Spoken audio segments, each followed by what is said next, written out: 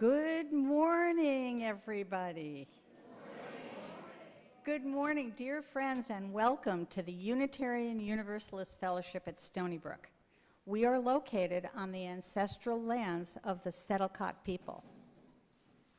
My name is Laura Lesh, and I am so happy to be your worship associate this morning, along with our newest worship associate, Elise Parise, our special guest service leader, Irma Solis, our brilliant musicians, Peg Espinola, Lou Yedwab, and Joanne Hammer, and our miraculous tech team, Linda Cortese and Robert Pond. Our Director of Religious Education is Deb Little. We have a special worship service planned for you with information about an important issue in the upcoming election. Whether you are here in our sanctuary or with us online, we are one congregation worshiping together. So let's all say hi and wave to each other. The camera is up there on your left. Hi. A special welcome to those of you who are here or visiting for the first time. We're so glad that you could be here with us, and we look forward to getting to know you. If you would raise your hand so we can recognize you, we'll be able to greet you personally after the service. Any newcomers? Great. Wonderful. Thank you. Please plan to join us after the service for coffee and conversation. For those of you who are with us online, if you sign off when we finish and return to our website or news feed, you will find the link for joining our small group chats. Whether here or online, you will find friendly folks who can answer any questions you may have. Gina Talento from our Burn the Mortgage team will bring us today's UU Minute. Here she comes.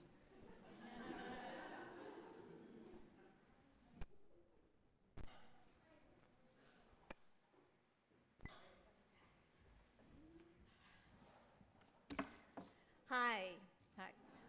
For those of you who don't know me, my name is Gina Talento, and I have been a member of our congregation for just about a year now. I walked through these doors not knowing anything about what it means to be a Unitarian Universalist.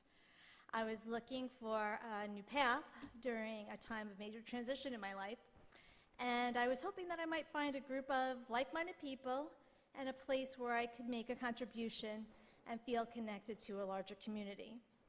Over the course of this past year, it has been my continuing pleasure to get to know many of the members of our fellowship. I have been repeatedly awed by the commitment and contributions of time and talent of those who work tirelessly every week to prepare for us to worship together, and those who work to share information, coordinate weekly and special events, and do all of the big and the little things that are needed to keep us connected and thriving as a worship community. Now, with the challenges we are facing in finding a new settled minister, I am witnessing once again how this amazing congregation continues to pull together to support one another, with so many contributing what they can, when they can. The Burn the Mortgage campaign is yet another example of this congregation's commitment to each other. As of this week, the campaign has raised over $71,000 towards burning the mortgage.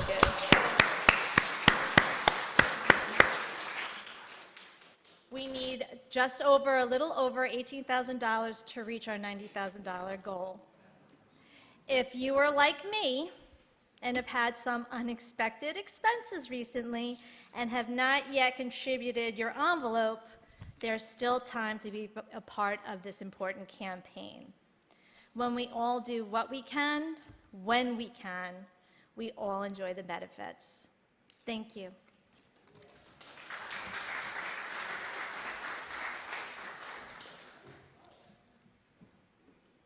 Thank you, Gina. I know we will get this done. Get rid of our mortgage once and for all and rebuild our financial stability, right? Amen. Please silence your phones And let us now enter into the sacred space of worship with the sounding of the morning bell. May the vibrations call us into this time of the present moment.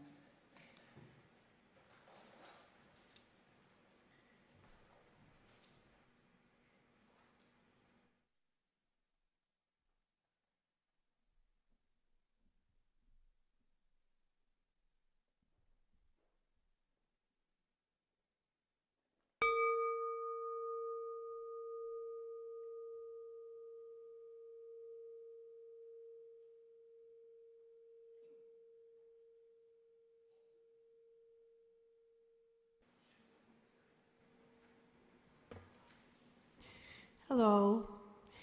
I'm going to sing a song that I wrote, and it needs an introduction to tie it to this service. My mother was a strong woman who overcame obstacles faced by women in journalism back in the 1920s and 30s. She had the temerity to think she could do it all, family and career, until she ran into some ignorant and stereotypical thinking that KO'd her career, but not her drive to make a difference in the world. This is her story.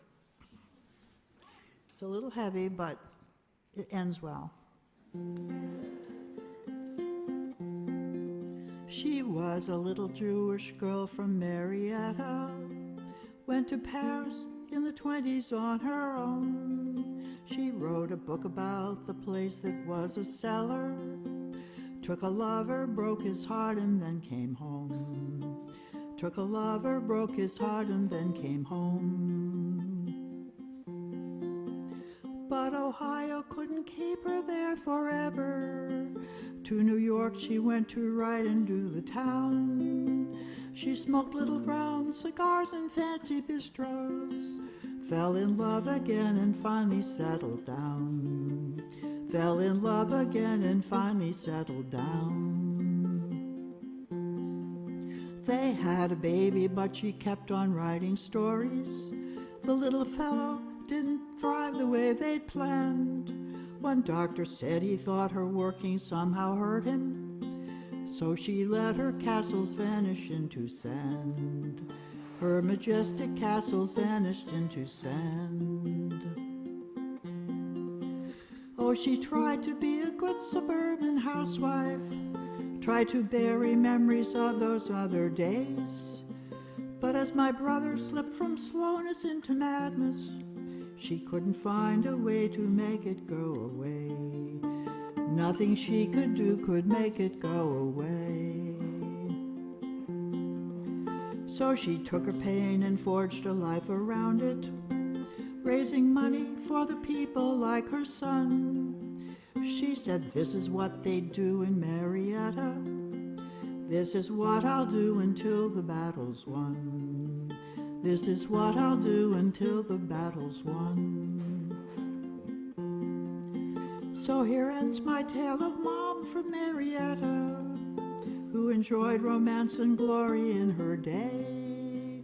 But the lesson that she left to me is this one: don't stop loving when the pain won't go away. Keep on fighting when the pain won't go away.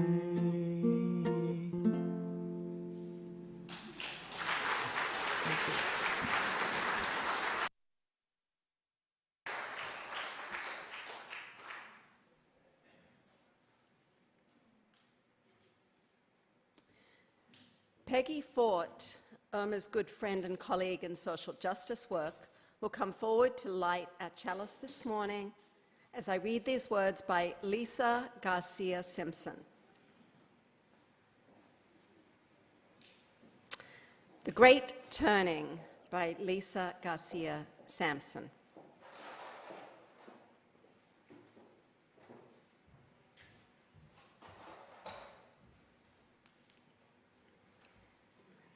In these wild, historic, and uncertain times, we gather to remember who we are, who we belong to, and what we are called to do. As we light this chalice, we kindle the spirit of the Great Turning, the movement for justice alive in this nation today.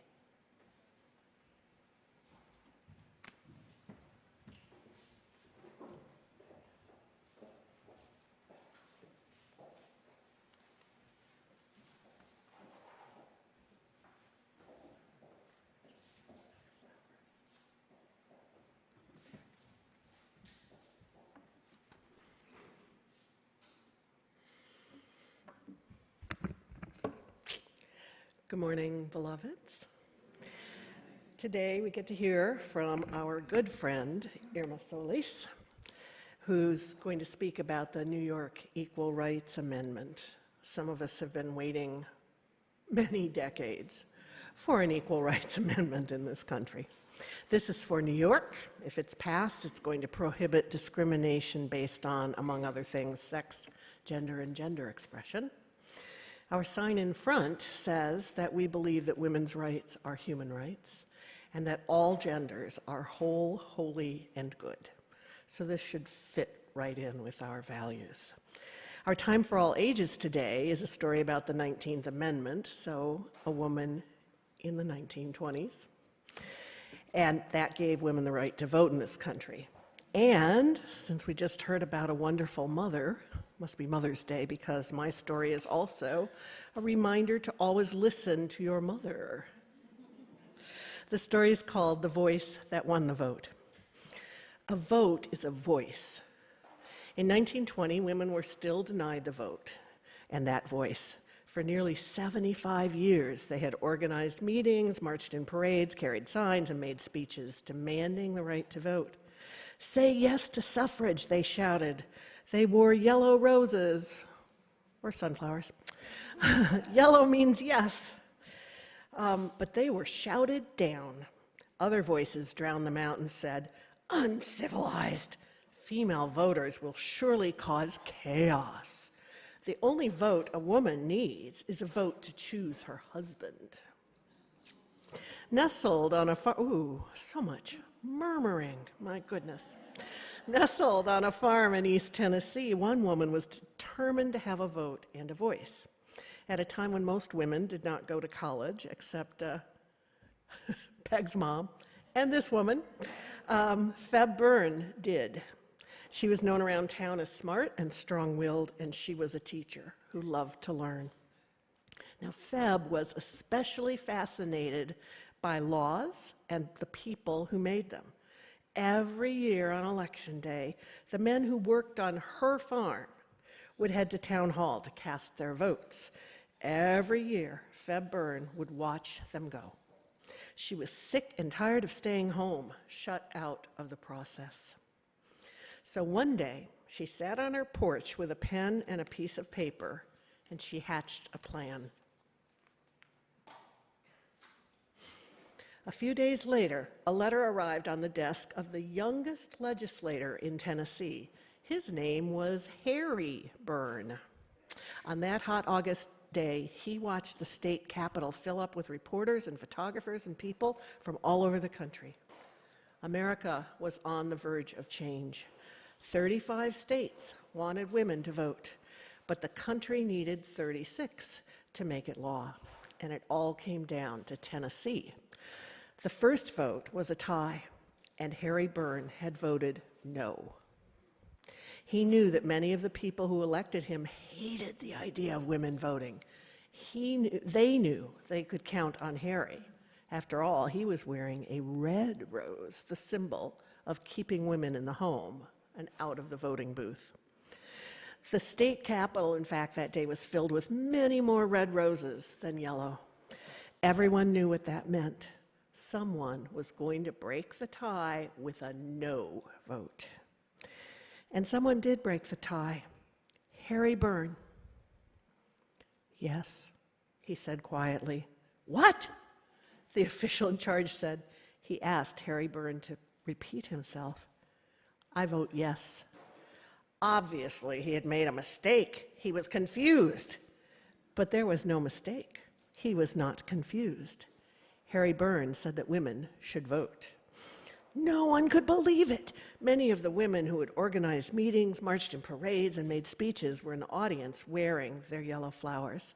They gasped and cried and hugged each other. But why did Harry Byrne change his vote?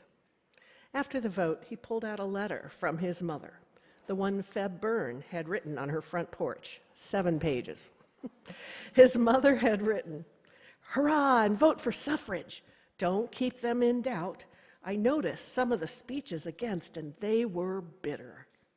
She ended her missive with a rousing endorsement of the great suffragist leader, Carrie Chapman Catt, imploring her son to be a good boy and help Mrs. Catt put the rat in ratification. The people who had elected Harry Byrne were shocked and furious. In fact, he had to hide that night. A grown man listening to his mother? We'll show him, they said. We won't vote for him in the next election. Harry Byrne understood, but he told the reporters, I'm happy because I followed my conscience. It kept telling me that women are people, and voting should be the right of all people. And then he added, I know that a mother's advice is always safest for her boy to follow. Amen. Oh, and he won his next election. So now I would like you to turn to the last page of either hymnal. We're going to sing the children out to their classes. So my K through 4 teachers are Susan and Steve, and my junior high middle school teachers are Katie and me. So head to the back door and start singing. Thank you all.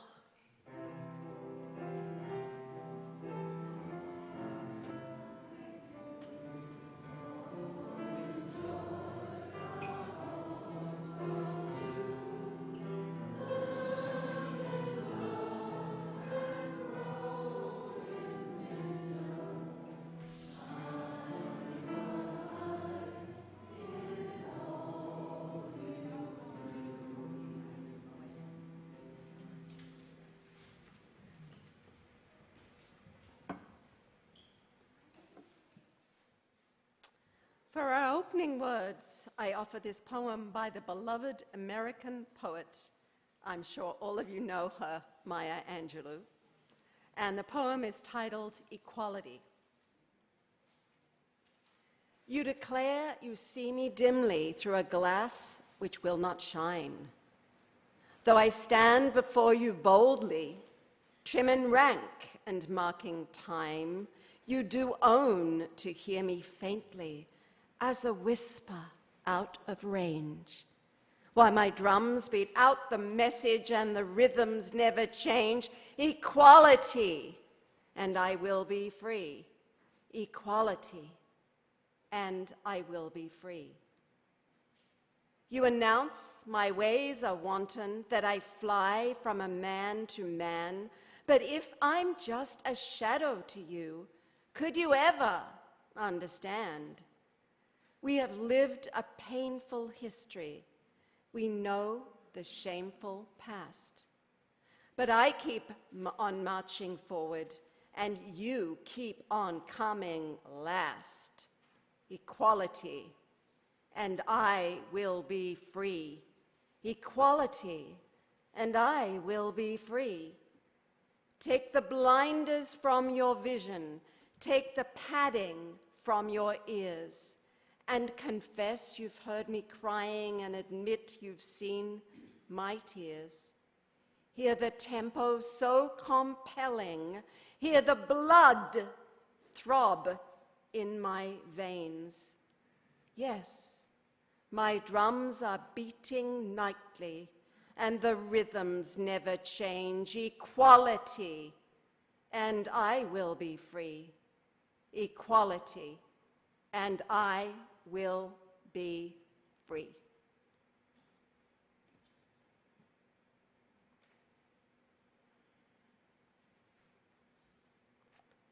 Our first hymn this morning, because we all love to tell you about what our hymns are about and why we've chosen them, is about the call of universalism, changing the world with your love. So the hymn invites us to sing with energy from our heart and from our souls. And fun fact, the original title was Olympia, after Olympia Brown, the first woman to officially be ordained in America in the Universalist Church. Like many before her and many since, she was warned, an explanation was given, Nevertheless, she persisted.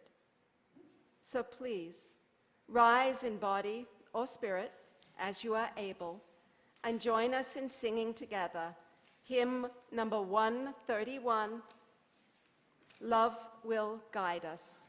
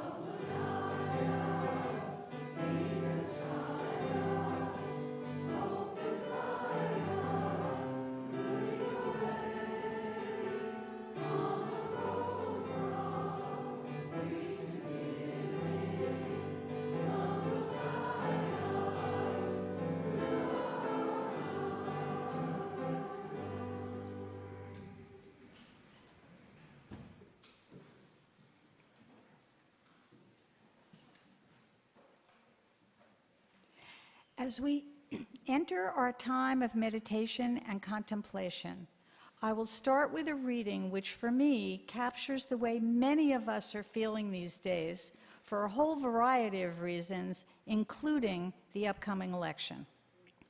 Then we will enter into a period of silence together. Joanne will bring us out of our silence, and we will sing hymn number 127 in your gray hymnal, Can I See Another's Woe? This hymn, based on the 18th century poem titled On Another's Sorrow by William Blake, is, and I quote, intended to swell the mystic chords of memory by the better angels of our nature. You may want to turn to that hymn now, and Joanne will play the whole hymn through once, since we don't do this one too often, and you'll be familiar with the tune. It's number 127. So please shift as you need to so that you are as comfortable as you can be, and perhaps close your eyes. Take a deep breath and feel the restorative power of the air as you breathe in and breathe out. And I begin with these words by Michel Legrave. We, you and I, are in between right now. In between what was and what will be. In between who we were and who we will become. In between letting go and embracing. In between saying hello and saying goodbye. In-betweenness, it's a thing. In-betweenness is a time of fullness, a time of anticipation, a time of hope, a time of worry, a time of sadness. In-betweenness is a time of waiting, waiting for news, waiting for departure, waiting for arrival, waiting for death, waiting for life. In-betweenness is a time of transformation, a time of reflection, a time of action, a time of growing, a time of becoming. During this time of in-betweenness, of knowing and not knowing, let us enter into silence together.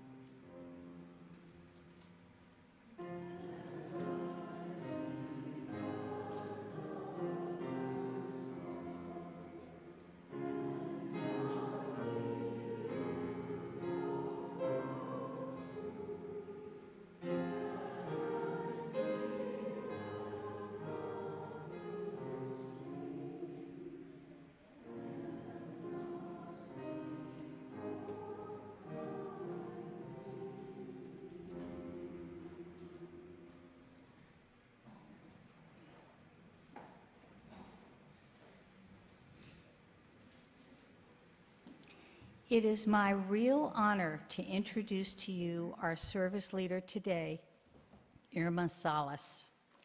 Irma has been a member of this fellowship for many years. She is the director of the Suffolk Regional Office at the New York Civil Liberties Union, where she organizes legal, educational, and community outreach in Suffolk County on issues ranging from police accountability to education to reform. Irma is passionate about deconstructing systems to reclaim people power. She received her law degree from the University of Buffalo School of Law and her BA from Binghamton University. She has over 20 years of experience leading campaigns to win transformative legal and policy change at all levels of government and communities throughout New York. Going through her accomplishments and affiliations would take all day, but I'm happy to share these details with anyone who wants them after the service. For now, I just want to tell you that I have known Irma for a long time, and I have worked with her on several social justice projects. She is the real embodiment of Unitarian Universalist values at work in the world, and she has been a constant source of inspiration to me, as I believe she will be to all of you. She will talk to us today about Proposal 1 on the New York State ballot this November, how it reflects our UU values and how we can each live into these values by answering the call to help get this proposal passed. And following the service, during coffee hour, we're going to set up a table in the back for her, and she will be able to take your feedback and answer your questions, and to help you use the palm cards with a QR code that we left on your seats, so you should pretty much all have one. That will take you to the website where you can pledge to vote yes on this ballot initiative. For those of you online, there is a link in the chat which will take you to the TAM website, so you can participate as well. She also has additional materials for you to help to spread the word. Irma.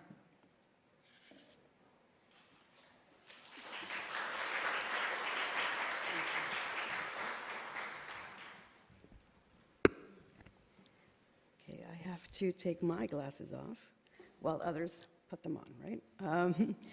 Good morning, everyone, and thank you, everyone, for your warm welcome and for inviting me to come and share information about Proposal 1, formerly referred to as the New York Equal Rights Amendment. How voting for Prop 1 aligns with our UU principles and values, and what we can all do to ensure its passage during early voting, which begins October 26th through November 3rd, or on November 5th. At the New York Civil Liberties Union, we envision a New York where all people can live with dignity, equality, justice, and liberty, consistent with the unrealized promise of the U.S. Constitution, the Bill of Rights, and the New York State Constitution. And in service of this vision, we work to defend and promote the civil rights and civil liberties of all New Yorkers that are at the core of our democracy. Our work is rooted in accountability, credibility, equality, equity, justice, integrity, and transparency. Typically, the New York Civil Liberties Union is nonpartisan. We take stances that affect all New Yorkers, no matter what their political party is. However, this time, we are registered as a ballot initiative because we are influencing voters' decisions. As a member of a ballot initiative committee, we want people to vote yes, to strengthen constitutional protections. Instead of telling voters to vote for a candidate, in this case, Prop 1, formerly referred to as the New York Equal Rights Amendment, we're asking all of you to vote on that issue in particular. I always like to begin by sharing a little bit more about myself and why passing Prop 1 is important to me. If you really knew me well, you would know that my pronouns are she, her, ella, or Irma, just not Irma. Please, I always ask for that. You would also know that I am originally from Mexico and am a naturalized US citizen. You would know that I was raised in Williamsburg, Brooklyn, studied in New York City, Binghamton, Buffalo, New York, and have called Suffolk County my home for the past 25 years. More importantly, you would know that I have a loving and supportive partner and 2 beautiful children. Cece is 17 and identifies as Mexican American. Ethan, who is 11 years old and is a big boy with Down syndrome. Not my baby anymore, as he reminds me every single day. You would also know that we are a mixed status and a racially and culturally diverse family. I have 3 beautiful nieces who is biracial. Liana, who is biracial, recently graduated from high school and is going to be turning 18. Juliet, who is 7 years old, and Olympia, who is American, of Mexican and Serbian descent, and is currently living overseas with my brother and sister-in-law. A mother who immigrated to the United States to provide me a better life and better opportunities, and who thankfully was not criminalized because of her reproductive decisions she had to make when facing an unsafe relationship.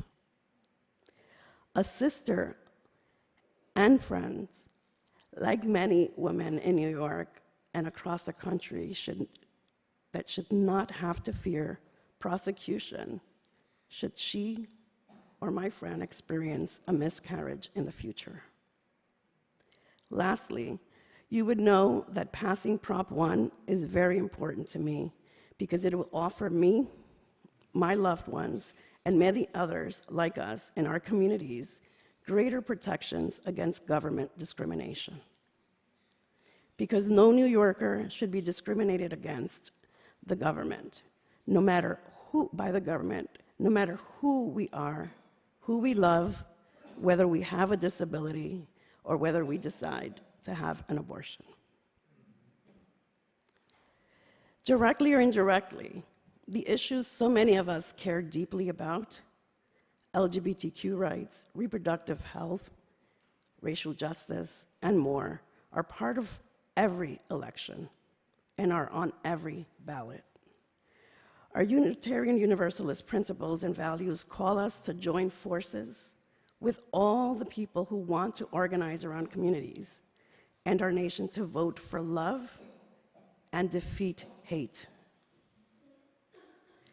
New York needs us, Unitarian Universalists, to show up for justice now through November 5th and beyond by learning about Proposal 1, sharing what we learn with others, our loved ones, neighbors, and friends, and flipping your ballot and voting yes on Prop 1, and urging others to do the same.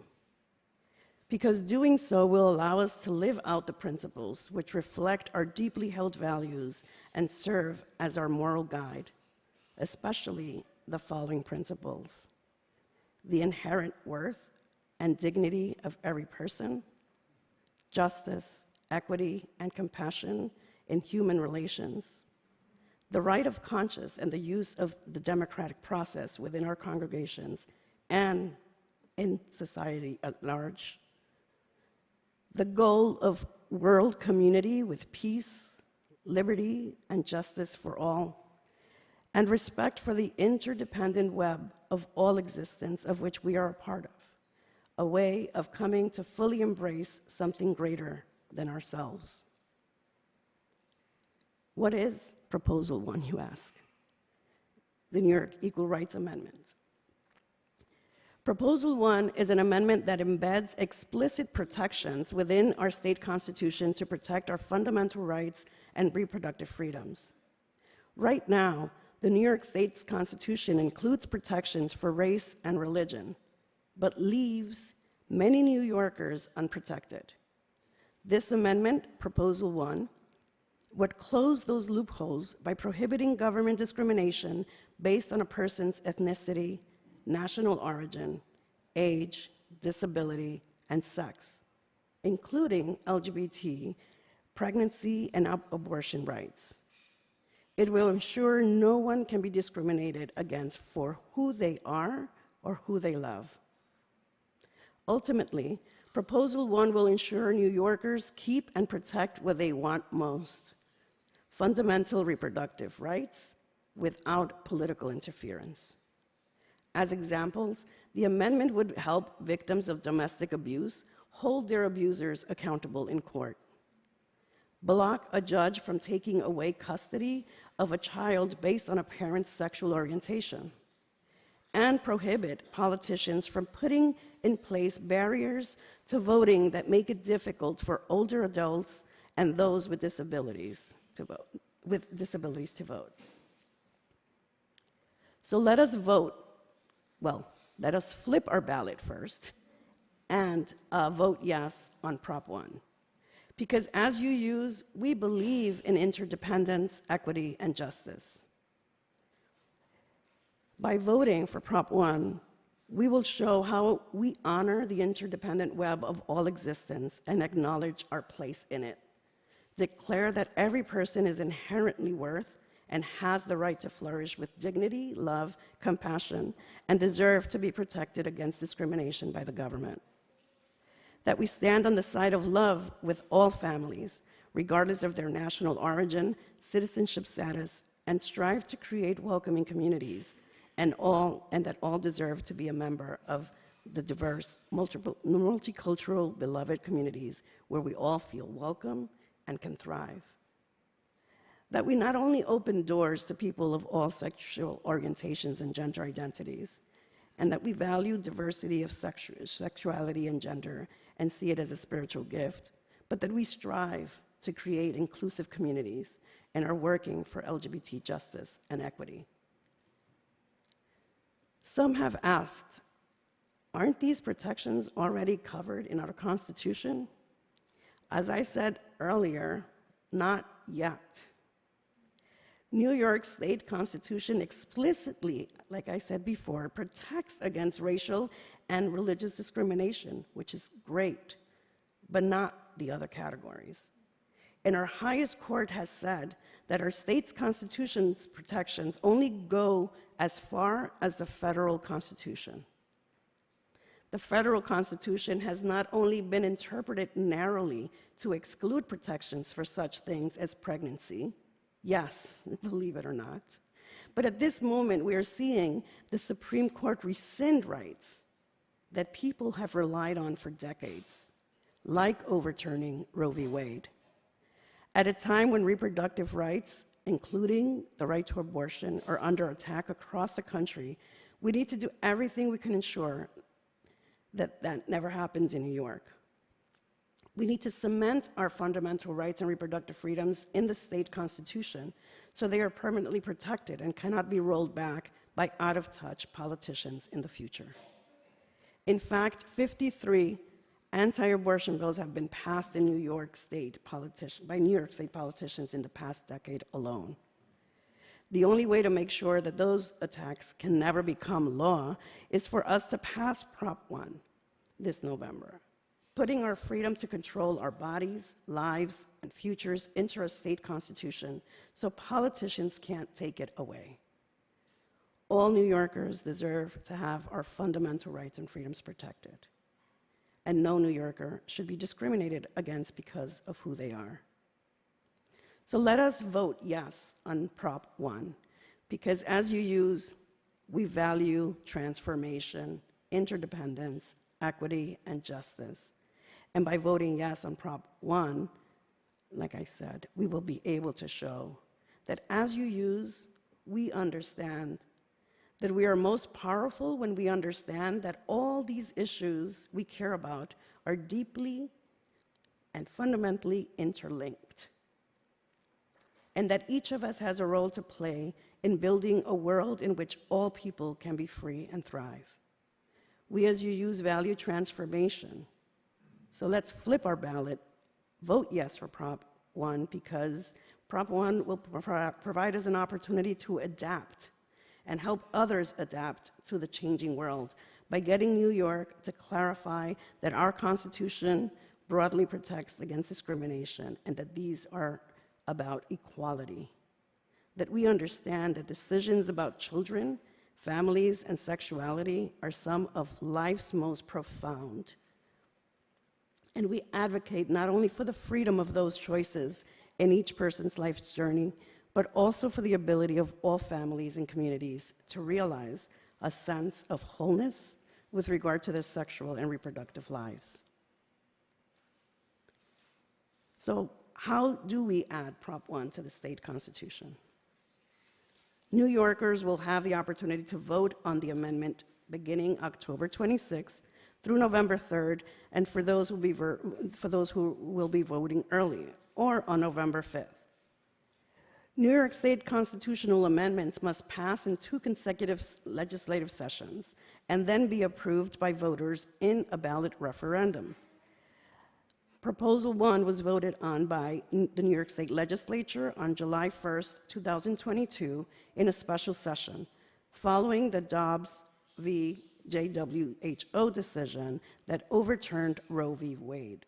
And again, for the second time on January 24th, 2023, to mark the 50th anniversary of that landmark decision.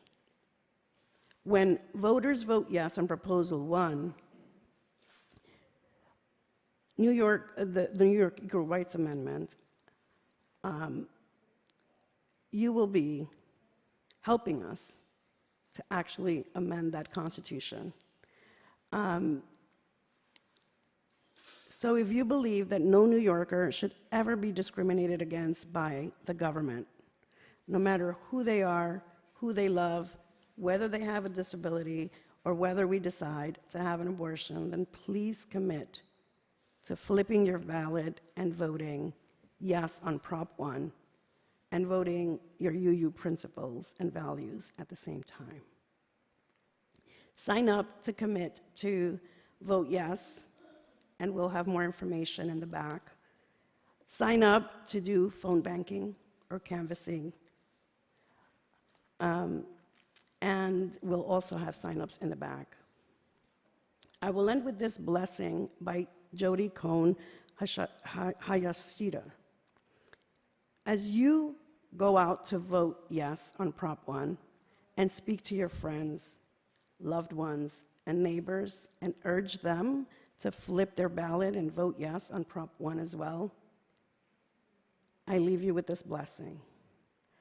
A blessing for canvassers and callers as they begin. In these times of fragmentation, when turning away is falsely honored as virtue, and hiding our light sometimes feels like necessary protection, to canvass is to choose the deeper assurance of interconnectedness and to heed the call for radical, all-embracing love. As you move out of the safety of the known, may you find courage in the certainty that every connection brings you into the presence of the holy, even if its form is unfamiliar. May you find joy in the possibility that your nearness will awaken the fire within someone else, or ease their fear, or cause them to feel less alone. May you receive every story shared with you as a holy offering, entrusted to one who is helping to weave the web of life. In those moments when the door to the house slams shut, because they do, and you are left shaken and dismayed, may the door to your heart remain open. And when grief or rage rises up in the presence of malice or cruelty, may you gift yourself with the patience to attend more closely for the hidden wound, and in doing so, protect your own tender and hopeful center. May the strength of our collective power embolden you. May the joy of witness offered and received enliven you. And may the love that holds us all carry you through this day. Thank you.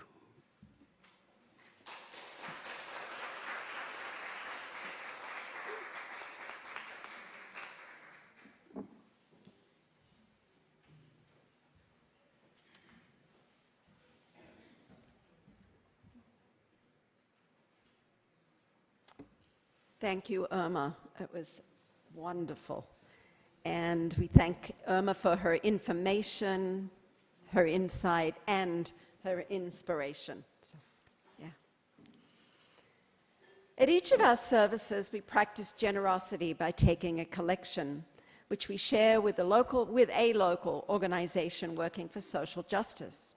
With the election season upon us, our Share the Plate recipient for the month of September is the League of Women Voters Education Fund. So I'd ask you to remember that as I explain the rest, the Education Fund. The League of Women Voters of Suffolk County is an interleague organization with 4 chapters. They educate, they advocate on topics of countrywide importance, conduct voter services throughout the county, and are actively involved in following county government issues. This is a non-partisan political organization, long respected for its integrity, efficiency, and support of the Constitution, the democratic process, and giving voice to all perspectives as they encourage informed and active participation in government. They never support or oppose any political party or candidate. They present unbiased, nonpartisan information about elections and the voting process.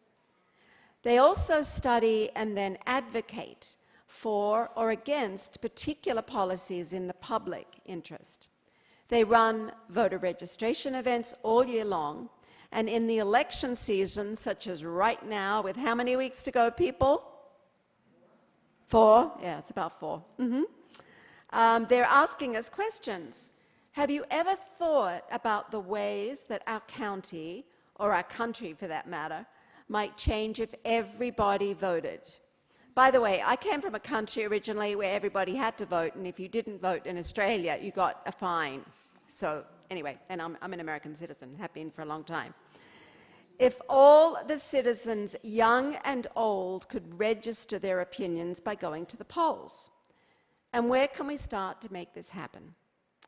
To conduct voter services and citizen education activities, they use their funds from the League of Women Voters Education Fund. So, by supporting this fund, we will each be answering the call to do something for this election, regardless of our personal political views, something consistent with our UU values and principles. After all, in a democracy, all change starts in the voting booth. Is that correct?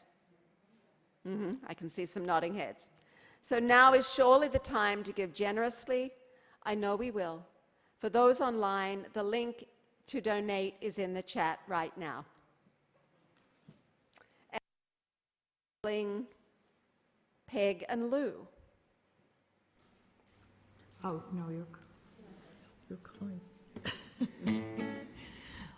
This song is called Moving Right Along, and I wrote it in December 2020 after Joe Biden was elected president, but before the inauguration. And I think it's relevant to today and to what we just heard. The voices of division, too long have they held sway. It's time we came together as we greet a brand new day when Asian and indigenous. Sorry, this is too high for me. I'm going to take it down an octave. The voices of division, too long have they held sway. It's time we came together as we greet a brand new day when Asian and indigenous, Latinx, black and white feel heard and safe in every space. It's then we'll find our might. Don't know what happened to my voice. It's then we'll find our might. Thank you. Okay, Lou. We'll let no child go hungry, good schools for everyone. We'll proffer health care as a right and tend to the broiling sun. Spread jobs throughout the countryside, yet keep our waters pure.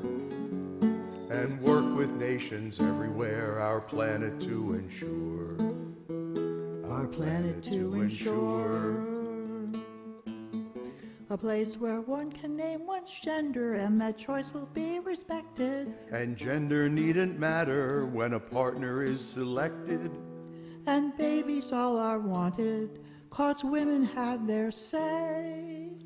And those who've lost elections go quietly away. Go quietly away. We're in it for the long haul, won't happen overnight. Now we must take another step to set our course aright. So let us pull together as we sail on churning sea, toward justice, peace, and freedom, and full equality. And full equality.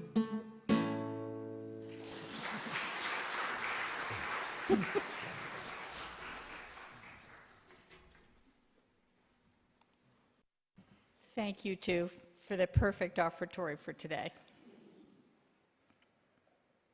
For our closing words, we have a responsive reading entitled "We Are Waiting," which I've adopted from the words of Leslie Takahashi.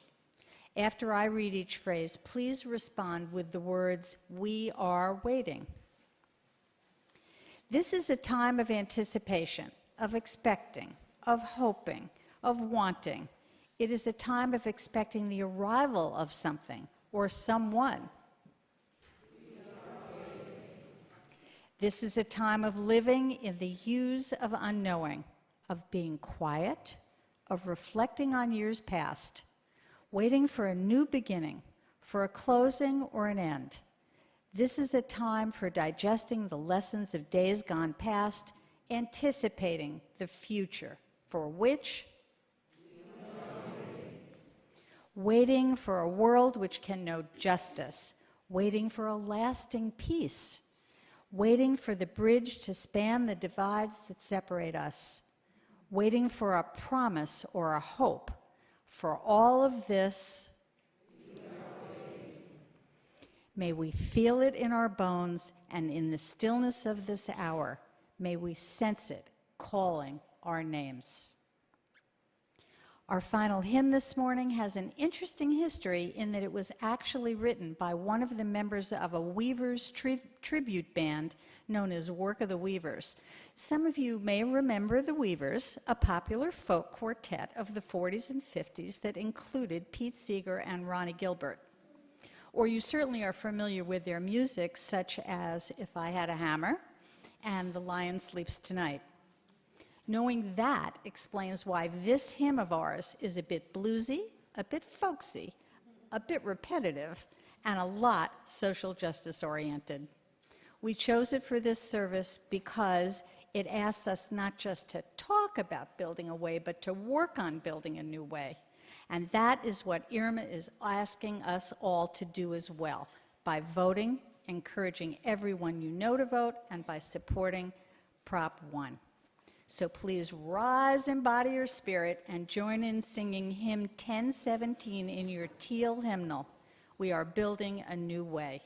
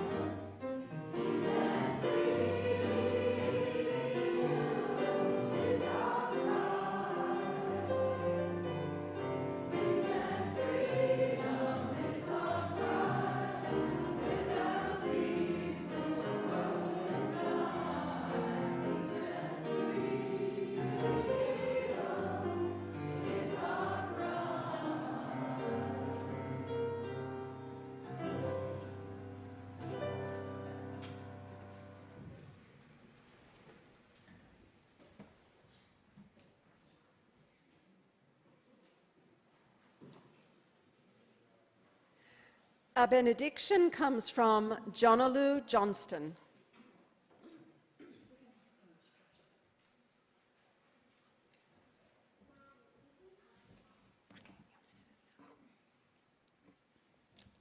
Hold on.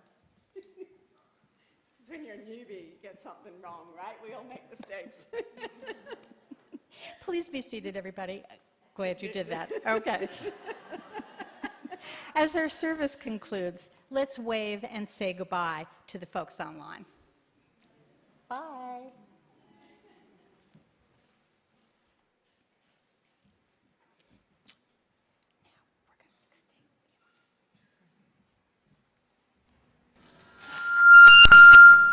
Oh my God. I'm awake now.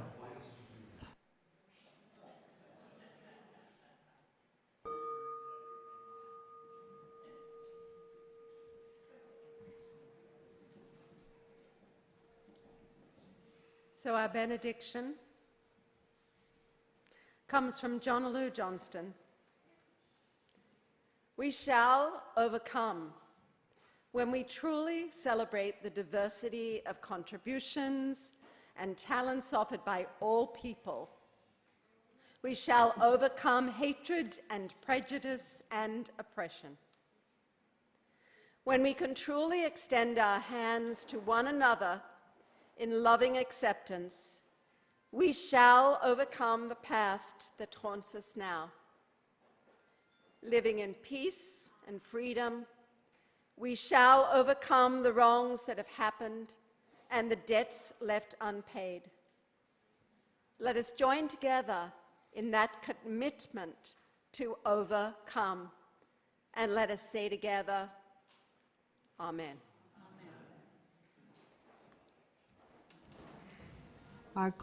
Whoops. Hello? Is this mic on? Okay. Our closing song is Union Maid, a cheerful fight song by Woody Guthrie from the early 1940s. Reminds us that women have been part of the struggle for workers' rights since the beginning of unions. Please join in when we repeat the chorus at the end.